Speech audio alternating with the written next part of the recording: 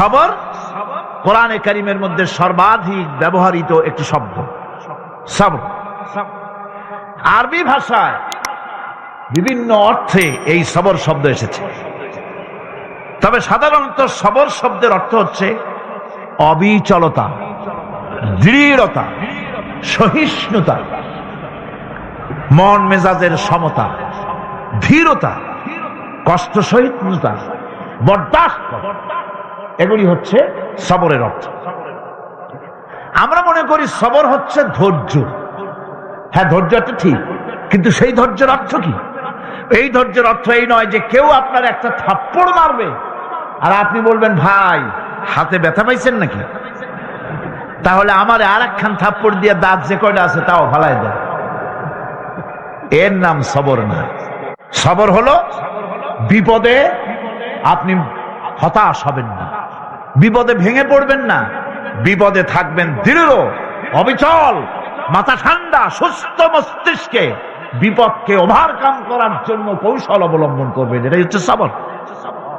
ধৈর্য ধরতে হবে অবিচলতার সাথে, দৃঢ়তার সাথে, সহিষ্ণুতার সাথে। এই ব্যাখ্যা দিতে গিয়ে আমি একটা স্টোরি এভাবে বলি। এক সাপ নাকি একবার এক পীর সাহেবের কাছে মুরিদ হয়েছিল। তো পীর সাহেব বলছেন, না বাবা, আমি সাপের মুরিদ বানাই না। কয় যে, না হুজুর, বহুত আশা করে আসছি, গল্প তো, বহুত আশা করে আসছি আমার মুরিদ বানান। আচ্ছা ঠিক আছে, তবে তোমাকে একটা কাজ করতে হবে। কি কাজ? জিকির আজকার এভাবে করবা, কিন্তু কাউরে দংশন করতে পারবা না। হুজুর মেনে নিলাম। সে করছে কি, ময়দানের ভিতরে গিয়ে কাইত হয়ে ধানোয়া জমিন, ধানের জমিন, প্যাডি লাইন, সেখানে কাত হয়ে পড়ে জিকির আজকার করতেছে। রাখাল ধান কাটছে, সন্ধ্যার পর এই ধানগুলি বান্ডানে রেখে দিয়া দড়ি নেই, খুঁজতে খুঁজতে দেখে লম্বা একটা দড়ি। ওইটা যে সাপ সে তো বুঝে না, সে ওইটারে ধরিয়া এরপরে ধানের আটি বাঁধতেছে।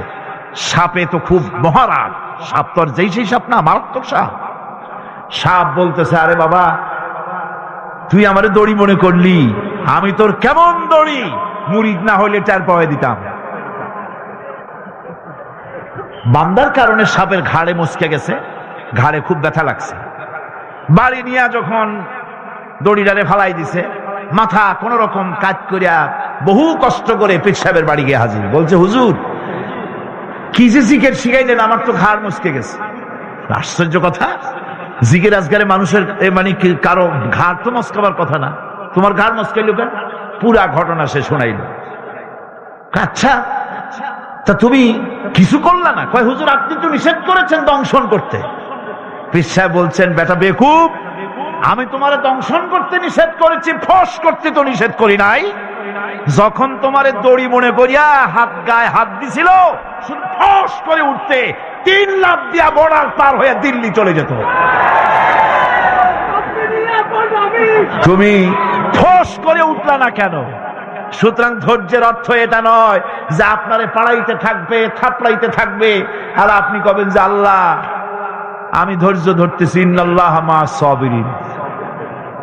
এটার নাম ধৈর্য না। ধৈর্য হচ্ছে ওভারকাম করতে হবে, পরিস্থিতির মোকাবেলা করতে হবে অত্যন্ত সহিষ্ণুতার সাথে, বুদ্ধিমত্তার সাথে, দৃঢ়তার সাথে, অবিচলতার সাথে। এটার নাম হচ্ছে সবর।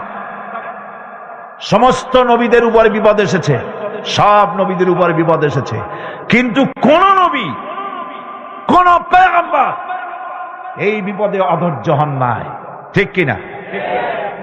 হযরত আইয়ুব আলাইহিস সালামের উপরে বিপদ আসলো, 1 বছর 2 বছর নয়, 18টি বছর পর্যন্ত রোগাক্রান্ত হয়ে পড়লেন।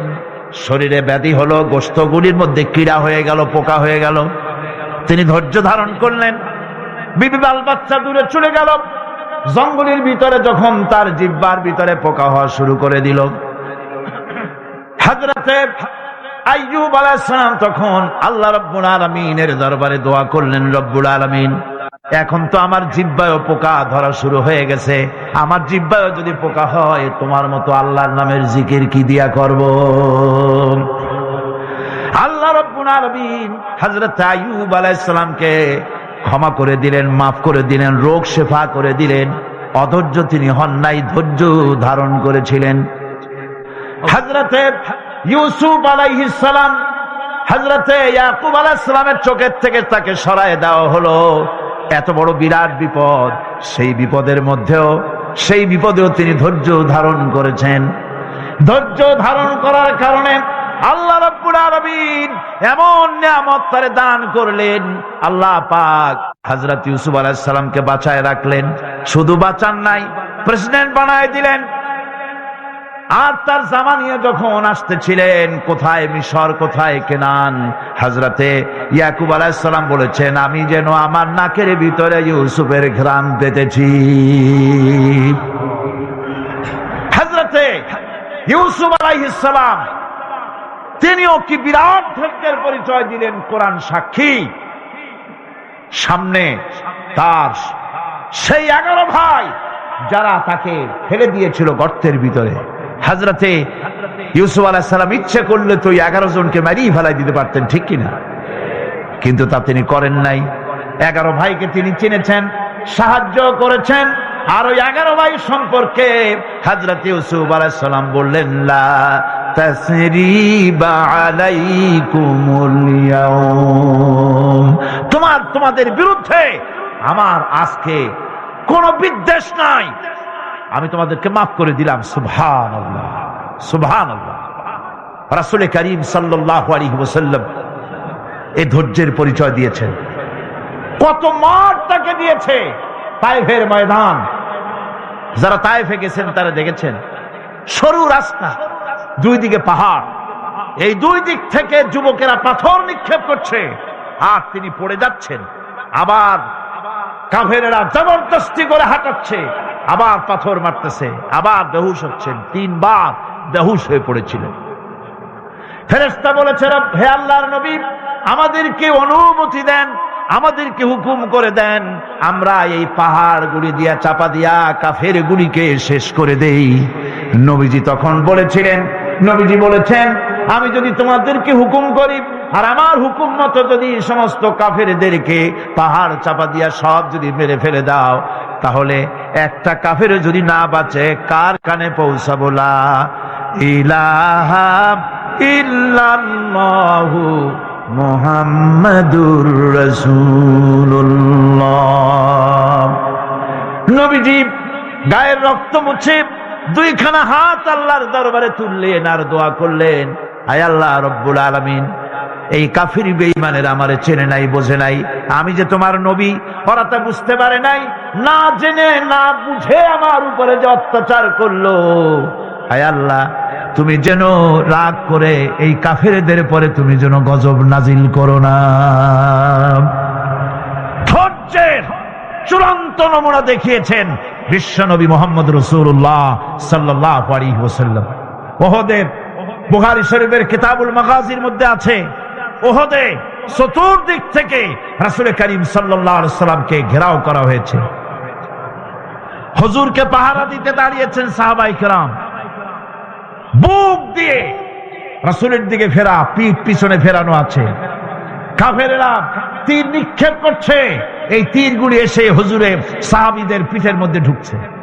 হাদিস শরীফের ভিতরে এসেছে, রাসূলকে হেফাজত করার জন্য যত তীর মারা হলো, সাহাবীরা তীরগুলি পিঠে ধারণ করলেন। একা হযরত তালহার পিঠে 80টা তীর প্রবেশ করেছিল। রাসূলুল্লাহর দান্দার মোবারক শহীদ হয়ে গেল, হুজুর পড়ে গেলেন। হযরতে ফাতেমা রাদিয়াল্লাহু তাআলা আনহা ছুটে এসে হুজুরের রক্ত বন্ধ করার জন্য চেষ্টা চালাতে লাগলেন, রক্ত বন্ধ হয় না।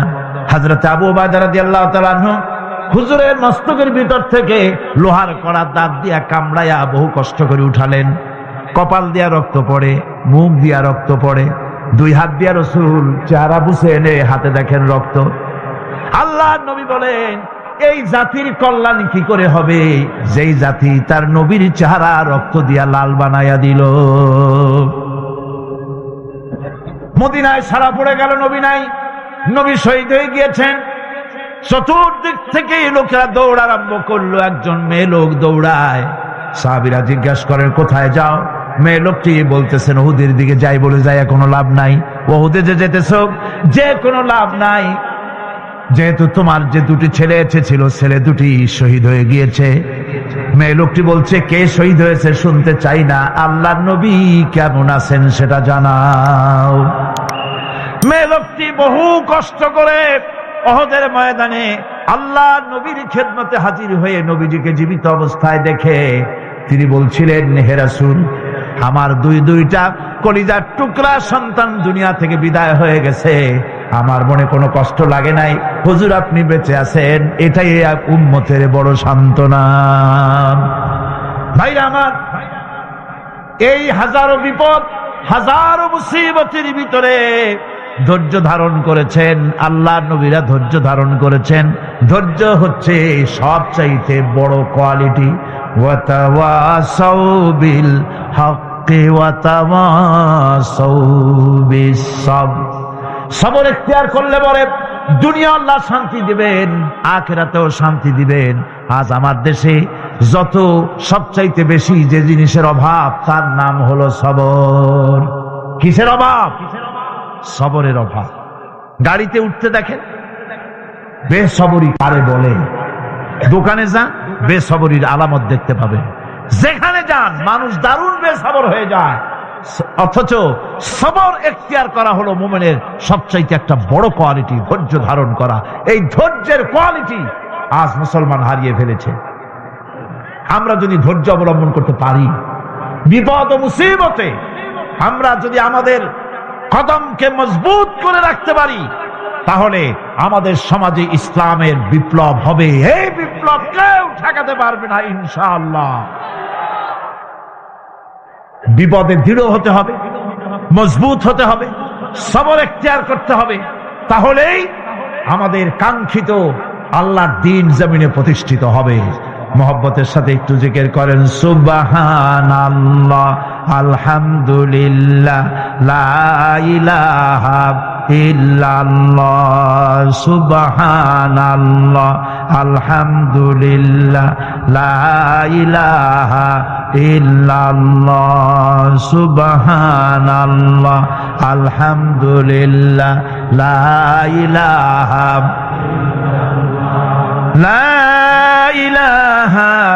ইল্লাল্লাহু মুহাম্মাদুর রাসূলুল্লাহ। আল্লাহর জান্নাতে যাওয়ার জন্য এই সবর আমাদেরকে ইখতিয়ার করতে হবে। আমরা কি আল্লাহর জান্নাতে যেতে চাই? আমরা কি জান্নাতে যেতে চাই? অবশ্যই আল্লাহর জান্নাতে আমরা যেতে চাই। এই জান্নাতে যাওয়ার জন্য আল্লাহ রাব্বুল আলামিন কোরআনে কারীমের মধ্যে বলেছেন, আম হাসিবতুম আন তাদখুলুল জান্নাতা ওয়া লাম্মা ইয়া'লামিল্লাহুল্লাযীনা জাহাদু মিনকুম ওয়া ইয়া'লামাস সাবিরিন। তোমরা কি মনে করেছো যে বেহেশতে চলে যাবে, অথচ এখনো দেখা হয় নাই যে তোমাদের মধ্যে কে সবর অবলম্বনকারী, জিহাদের ময়দানে কে জিহাদ করতে এবং সবর ইখতিয়ার করতে কে তোমাদের মধ্যে পারদর্শী, অথবা এই পরীক্ষায় কে কামিয়াব হবে, এটা এখনই দেখা হয় নাই। আর এমনি তোমরা জান্নাতে চলে যাবে? জান্নাতে যাওয়া তো সহজ নয়। আল্লাহ পাক পরীক্ষা নেবেন, সেই পরীক্ষায় কামিয়াব হতে হবে। আর আল্লাহ পাক বলেছেন অবশ্যই সবরের পরীক্ষা নেব। ওয়ালানাবলুওয়ান্নাকুম হাত্তা না'লামাল মুজাহিদিনা মিনকুম ওয়াস-সাবিরিনা ওয়া নাবলুয়া আখবারাকুম। অবশ্যই আমি তোমাদেরকে পরীক্ষা করব, আর এই পরীক্ষার ভিতরে সত্যিকারের মুজাহিদ যারা, তারাই যারা নাকি দৃঢ়তা অবলম্বন করবে, সবর ইখতিয়ার করবে, আল্লাহ রাব্বুল আলামিন পরীক্ষায় তাদেরকে কামিয়াব করবেন। এই সবর এক মহা সম্পদ। সবর ইখতিয়ার করতে হবে মুসলমানদেরকে। জান্নাতের ভিতরেও আল্লাহ পাক যারা সবর করবে তাদের জন্য বিরাট নিয়ামত আল্লাহ পাক জান্নাতে দান করবেন। জান্নাতে যাওয়ার জন্য সবর একটা মহাগুণ। এই গুণ মুসলমানদের ভিতরে থাকতে হবে। আমার বন্ধুগণ, কোরআনে কারীমের ছোট্ট সূরা ওয়াল আসরের ভিতর থেকে যে কথাগুলি বিগত 4 দিন আর আজকে বলা হলো, জীবন আমাদের ব্যর্থ, জীবন আমাদের ক্ষতিগ্রস্ত, এই জীবন যদি আমরা সবল করতে চাই তাহলে 4টি আমল করা লাগবে, ঈমান আর আমলে সালেহ। আর আমাদের করা লাগবে আমলে সালেহের সাথে হকের দাওয়াত আর সবর ইখতিয়ার করতে হবে। এই সবর যদি করতে পারি, জিহাদের ময়দানে লোক যদি কম হয়, বেশি সংখ্যকের উপরে আল্লাহ পাক আমাদেরকে জয়ী করে দিবেন।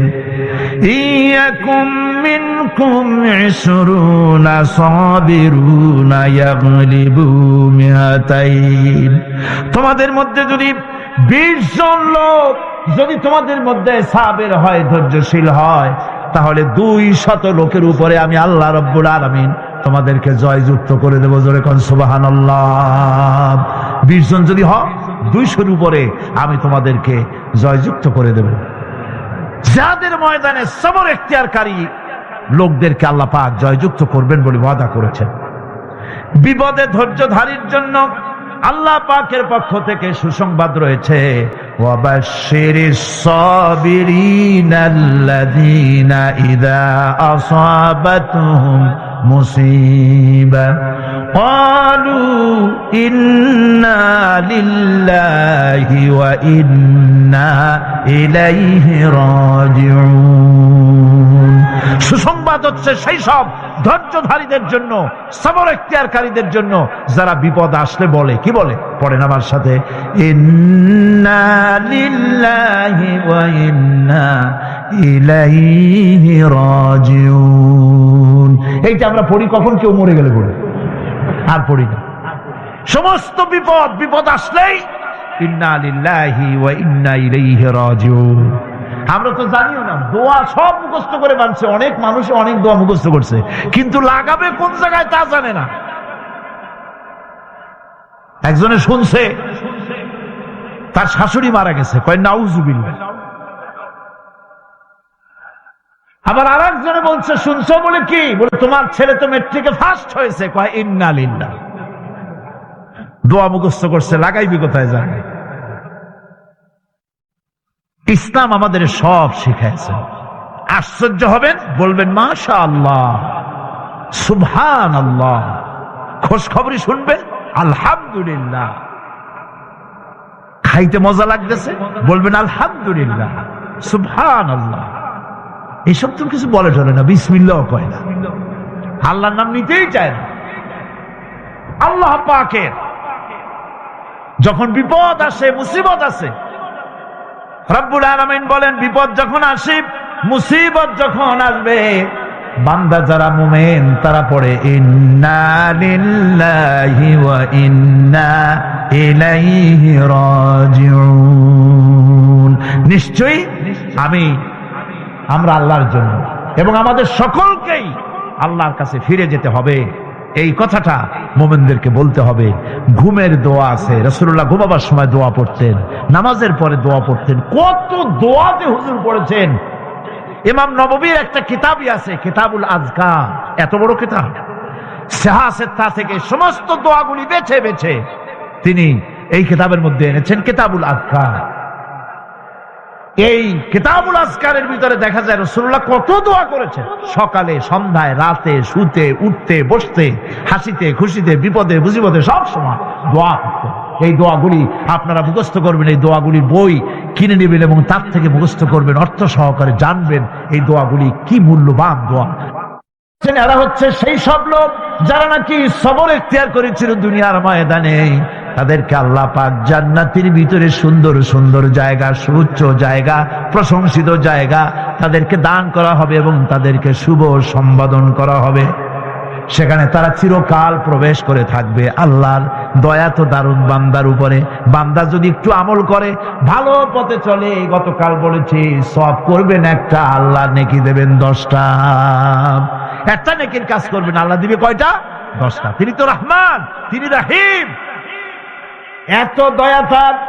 বান্দা যদি আল্লাহ রাব্বুল আলামিনের দিকে, কোন বান্দা যদি 1 বিগত এগোয়, আল্লাহ পাক তার দিকে হেঁটে আসেন। বান্দা যদি হেঁটে যায়, আল্লাহর রহমত বান্দার দিকে দৌড়াইয়া যায়। আল্লাহ পাক বলছেন, আমার গজবের চাইতে আমার রহমত বেশি। সুবহানাল্লাহ। আমার গজবের চাইতে আমার রহমত অনেক বেশি। খাজা বাবার দরবারে গিয়া পীরের দরবারে গিয়ে, অর্থাৎ না হক পীর, হকপন্থী পীর তো বাংলাদেশে বহুত আছে, দুনিয়ায় আছে, জোরে কোন আলহামদুলিল্লাহ। যারা দিনদার, ইমানদার, আলেমে দিন, যারা মানুষকে নিয়ে ব্যবসা করে না, যারা মানুষকে বেদাতের দিকে চালায় না, শিরক এবং বেদাত মুক্ত করে তাওহীদের দিকে যারা চালায়, এরাই হলো হকপন্থী পীর। আর তাদের কারণেই ইসলাম আজও টিকে আছে। বলেন আলহামদুলিল্লাহ, জোরে বলেন আলহামদুলিল্লাহ। সেই জন্য আকীদাকে শুদ্ধ করে নিতে হবে। কেউ কিছুই দিতে পারবে না, দেওয়ার মালিক হলো আল্লাহ রব্বুল আলামিন। মালিককে এমন দেওয়া দিবেন, পড় গিয়া জিস पर नजर बंदा को मौला कर दिया, पड़ गया जिस पर नजर बंदा को मौला कर दिया, आ गया जिस दाम में जोश कतरा को दरिया कर दिया।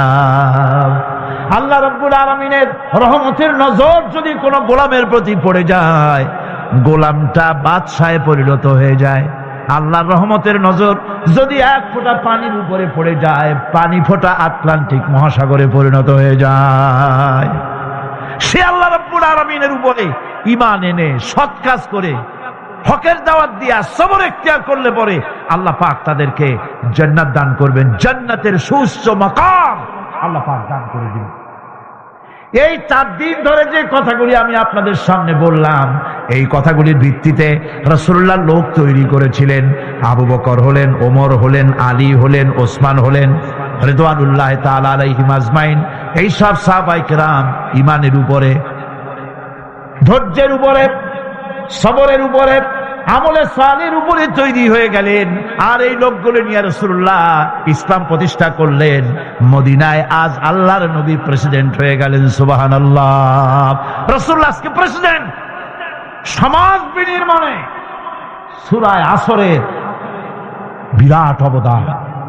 আল্লাহ বললেন, জীবনের সমস্ত মানুষের জীবন বিফল, ব্যর্থ, ক্ষতিগ্রস্ত। 4টা কাজ করলে জীবন সফল হয়ে যাবে। কয়টা কাজ? মাত্র 4টা কাজ। এই 4টি কাজ যদি বাংলাদেশের জনগণ করে, ঈমান যদি আনে, সৎ কাজ যদি করে, হকের দাওয়াত যদি দেয়, কোনো ভয় পাবে না। মসজিদের মেম্বারে বসে হক কথা বলবে, তাতে চাকরি থাকুক আর চলে যাক। এর নাম ইমাম। এর নাম কি? এর নাম ইমাম।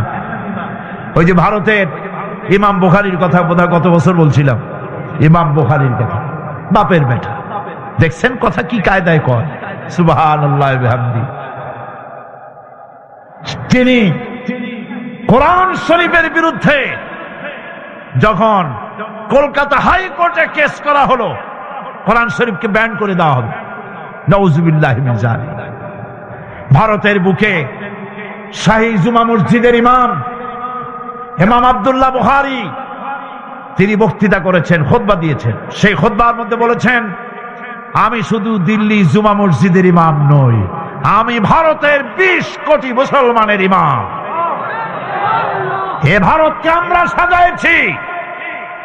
ভারতের কুতুব মিনার আমার করা, ভারতের তাজমহল, শীষমহল, দেওয়ানি আম, দেওয়ানি খাস সব মুসলমানদের করা। ভারত, পৃথিবীর মানুষেরা ভারতে যা দেখতে যায় সব কার করা? আমার মুসলমানের করা। ইমাম বুখারী বলেছেন, আমাদের করা সেই দেশের বুকে 20 কোটি মুসলমানের কলিজার সাথে সম্পর্কিত, 20 কোটি মুসলমানের কলিজার সাথে সম্পর্কিত কোরআন ব্যান করবে।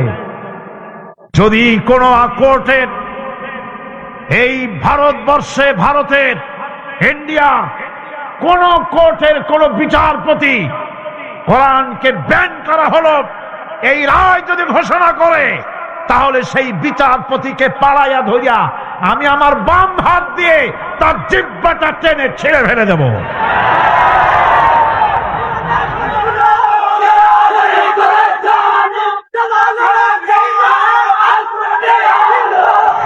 সুতরাং আজ ওলামাদের সবচাইতে বড় দায়িত্ব, সবচাইতে বড় দায়িত্ব কার?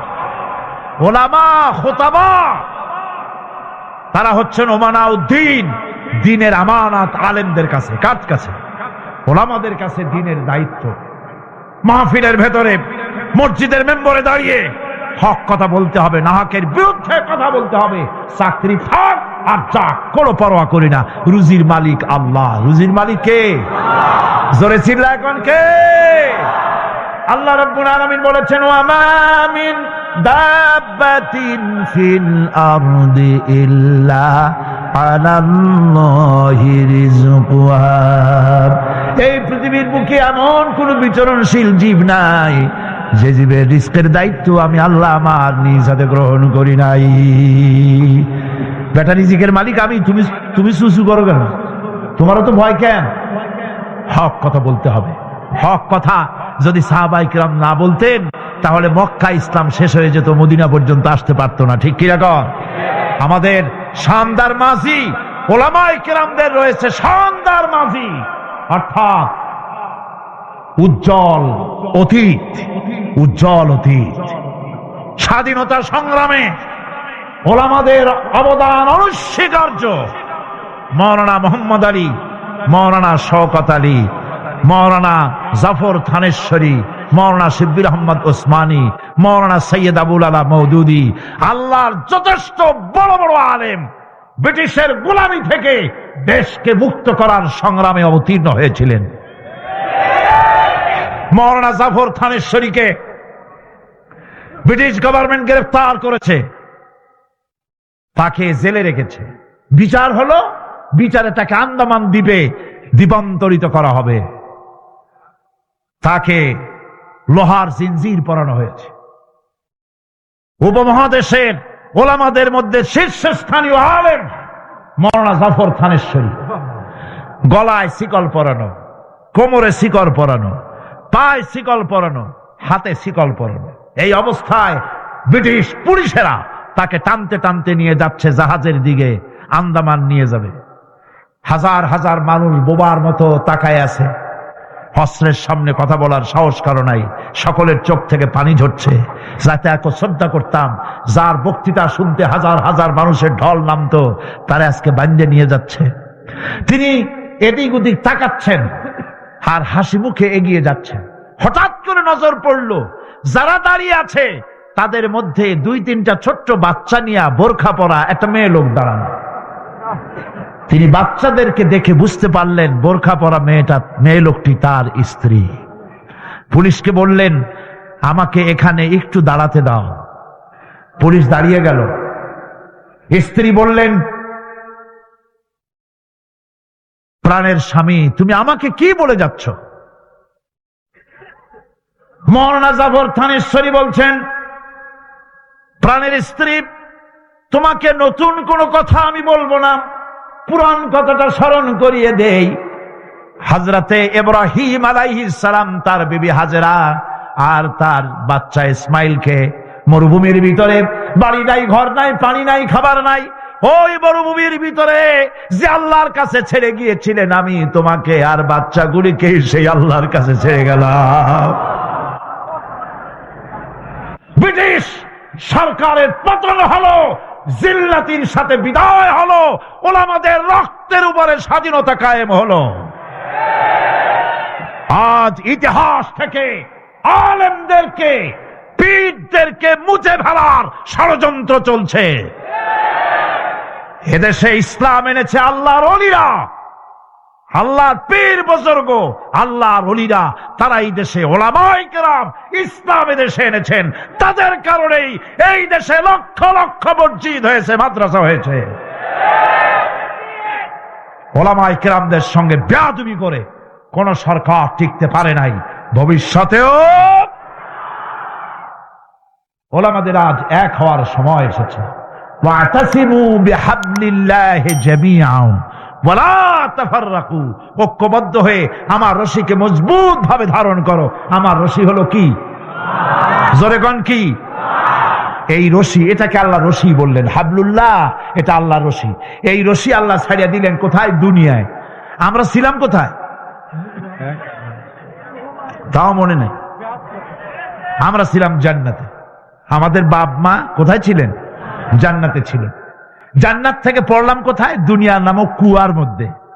কুয়া থেকে কুয়ায় পতিত মানুষ উঠাবার জন্য সবচাইতে সুন্দর জিনিস কি? বাঁশ না লাঠি? রশি। রশি হলো সবচাইতে উপকারী। এখন এই রশি ধরে আপনি মানুষ উঠাবেন, সেজন্য সেই রশির আবার দুইটা শর্ত থাকতে হবে। রশির শর্ত কয়টা হবে? দুইটা। একটা শর্ত হলো রশিটা যেন পচা পাটের দড়ি না হয়, তাহলে নিচে যারা পড়ছে এরা যদি রশি ধরে আর উপর দিয়ে যদি টান দেয়, রশি ছিঁড়িয়া যাও বাঁচত তাও শেষ। রশিটা হইতে হবে মজবুত। রশিটা কি হইতে হবে? দুই নম্বরে, রশি যিনি ধরবেন কুয়ার উপর থেকে তার হাতটা মজবুত হতে হবে, যেন কুয়ায় পতিত লোকেরা রশি ধরিয়া ঝুলা পড়লে ওনার হাত দিয়া ফসকিয়া মানুষগুলা চিতই পড়ে দাঁতগুলা না ভাঙ্গে। সেই জন্য হাতটা কি হতে হবে? এবার আপনারা বলেন, হাবলুল্লাহ আল্লাহর রশি কি কোনো পচা পাটের দড়ি নাকি? আল্লাহর হাত কি কোনো শিথিল হাত নাকি? আল্লাহ বলছেন, ওই দুনিয়ার মানুষেরা, জান্নাতি তোমরা ছিলা, দুনিয়ায় আমি পাঠাইছি উঠায় আনার জন্য রশি নাজিল করে দিলাম। রশি হলো কোরআন। ওয়াতাসিমু বিহাবলিল্লাহি জামিয়া। আস্তাতা বলা হয় নাই যেখান দা খুশি সেখান দা ধরো, এরকম না, সবাই মিলে এক জায়গা দিয়া ধরো। রশির অপার প্রান্ত ধরে টেনে আমি আল্লাহ তোমাদেরকে আবার হারানো জান্নাতে পৌঁছাইয়া দেব। হারানো জান্নাতে আমরা কি আবার ফিরে যেতে চাই? কারা কারা চাই? আলহামদুলিল্লাহ, জোরে কোন আলহামদুলিল্লাহ।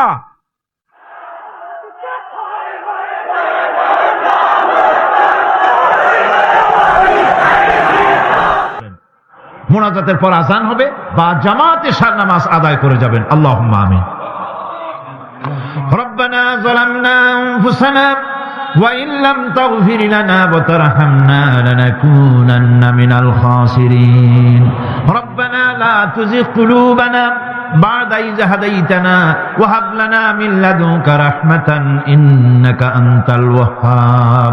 হে আল্লাহ তাআলা, বিশাল এই জনসমুদ্র নিয়ে তোমার অগণিত বান্দা বান্দাদিদের নিয়ে তোমার দরবারে হাত তুলেছি। হায় আল্লাহ, দয়া করে আমাদের জিন্দেগীর সমস্ত গুনাহ খাতাকে মাফ করে দাও। রব্বুল আলামিন, আমাদের মধ্য থেকে যাদের মা বাপ দুনিয়া থেকে জন্মের মতো বিদায় হয়ে গেল, হায় আল্লাহ, আমাদের মা বাপের কবরগুলিকে জান্নাতের টুকরা বানায়া দিও। রব্বিরহামহুমা কামা রব্বায়ানি সগীরা। সবাই পড়েন, রব্বিরহামহুমা কামা রব্বায়ানি সগীরা।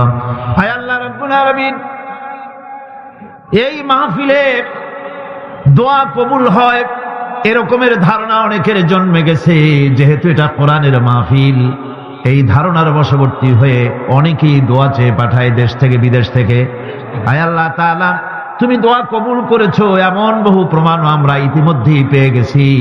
আর আমরা জানি তুমি বলেছো, উদুনি আস্তাজিব লাকুম, আমারে ডাকো আমি ডাকের সাড়া দিয়ে দেব। রব্বুল আলামিন, বিনীত ভাবি তোমার আলিশান দরবারে, শাহী দরবারে গোলামের মতো ফরিয়াদ জানাই, যত মানুষ তোমার বান্দা বান্দিরা যত নেক নিয়ত করে দোয়া চায়, সকলের দোয়া কবুল করে নিও। সমস্ত মানুষের অভাব অভিযোগ দূর করে দিও রব্বুল আলামিন। এই মাহফিল অতীতেও তুমি ঋণযুক্ত রাখো নাই, এবারও যেন ঋণগ্রস্ত হয়ে না থাকে। এই শহরে কত বড় বড় ধনী আছে বাবু, তাদের দিলগুলিকে নরম করে দিও। তোমার বান্দা বান্দির দিল নরম করে এই বাজেট যা রয়েছে আল্লাহ তুমি তা পুরা করে তার থেকে আরো বেশি দিয়ে দিও রব্বুল আলামিন। হায় আল্লাহ তাআলা, কোরআনের মাহফিলে বসলাম, যেই হাদিস দিয়ে মাহফিলটা শুরু করেছিলাম, তোমার হাবিব বলেছেন, কোরআনের মাহফিলে, জিকিরের মাহফিলে, তোমার আলোচনার মাহফিলে, তোমার হাবিবের আলোচনার মাহফিলে কোন মানুষ এসে হতভাগ্য হয় না বলে তোমার হাবিব বলেছেন।